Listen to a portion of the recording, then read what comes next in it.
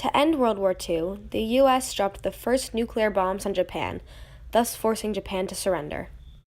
The nuclear bomb made the U.S. very powerful, and the Soviet Union was eager to catch up. Thus, they entered into a nuclear arms race. With the introduction of the hydrogen bomb and the intercontinental ballistic missile, as well as other powerful and dangerous weapons, the United States and the Soviet Union quickly entered into mutual assured destruction. This means that due to the extent of their weapon capability, if a war were to break out, neither country would survive, and neither of them could win a nuclear war because regardless of how it started, they would both be obliterated by the end of it. The race for technology kept both countries in check as both sides had gotten too powerful to engage the other. The surplus of technological advancement prevented an official war from being declared because neither country was willing to destroy themselves in a nuclear war. The fear of this new and destructive technology reached more than just the US and the Soviets. The nuclear arms race had many countries pushing for denuclearization. Japan was the first to oppose US testing of nuclear weapons in the Pacific Ocean. More than 1/3 of Japan's population signed a petition supporting this movement. By the late 70s, the anti-nuclear movement had reached the US and Western Europe. Demonstrations were being held all across the world for denuclearization. In 1957, the Soviet Union launched the first artificial satellite into orbit. This satellite was called Sputnik. This event resulted in the space race between the Soviet Union and the United States. In 1958, the United States launched its first satellite. The two countries competed to become the first with a manned satellite orbiting Earth, and the first to land a man on the moon. This is the non-aligned movement. The non-aligned movement was full of nations who didn't seek to align themselves with the United States or the Soviet Union during the Cold War. They wanted to remain independent or neutral. As a matter of fact, the two nations wanted to pin the two superpowers against each other.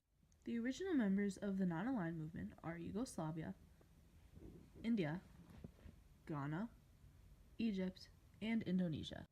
The leaders of these nations were Tito, Jawaharlal Nehru, Kwame Nkrumah, Gamal Nasser, and Sukarno.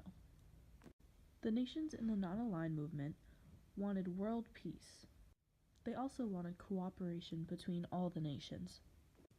In the eyes of the United States and the Soviet Union, the nations were just pawns. Small nations would go head-to-head. The U.S. would support one, making the Soviet Union support the other. In this way, the United States and the Soviet Union would go head-to-head but without actually fighting each other physically. In the decade following the tense situation of the 1960s, the relationship between the U.S. and the USSR improved drastically. This time period was known as the détente.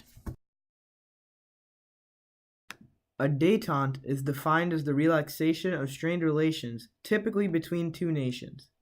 The détente first began when U.S. President Richard Nixon went to the Soviet Union in 1972.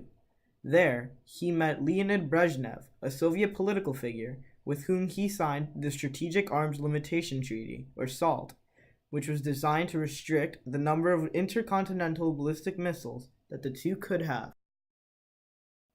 The following year, President Richard Nixon flew to China in order to improve relations with the other communist superpower.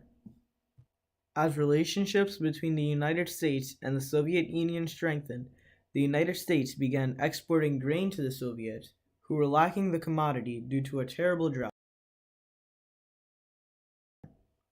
However, once the Soviet Union invaded Afghanistan in 1979, the new president of the United States, Jimmy Carter, halted these shipments in an angered response. This event, which came to be known as the Great Grain Robbery, marks the end of the détente, as tensions between the two nations quickly developed once more. Ronald Reagan's response to the situation perfectly exemplified the tension of it. Not only did he refer to the Soviet Union as the evil empire, but he also sent military aid to the Afghans. By the early 1980s, each side had over 12,000 nuclear missiles pointed at the other, ready to fire at the precise moment. The U.S. then declared that they would be developing a nuclear defense program called the Strategic Defense Initiative, to which the Soviets heavily objected. Since they lacked the money necessary to develop a similar program and remained even with the United States, they viewed it as unfair. This tension clearly shows that the détente was now only a faint memory in the lengthy period known as the Cold War.